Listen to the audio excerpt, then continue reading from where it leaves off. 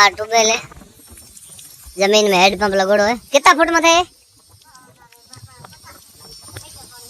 50 foot रो है head pump. आ hotel बनेड़ी है और सामने मुर्मू दिखने लाग रही है वो प्रधान जी वाला वो पेट्रोल पंप है। ठीक है, और अब पानी हम पिए खुद ट्राई करा। बताओ क्या बोतल और करें? एक तो 50 फुट में थे और कर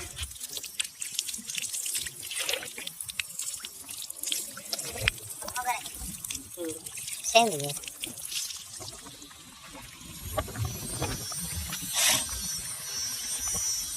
हेड पंप है 50 फुट में थे। 50 फुट में थे। मीठो पानी बिल्कुल काल पियो हुए से बिल्कुल मीठो। नहर और ये ध्यान कौन लगे ट्यूबवेल लोग नहर को एन कमाड़ बोड़ी मूंगफली ट्यूबवेल बैटरी मूंगफली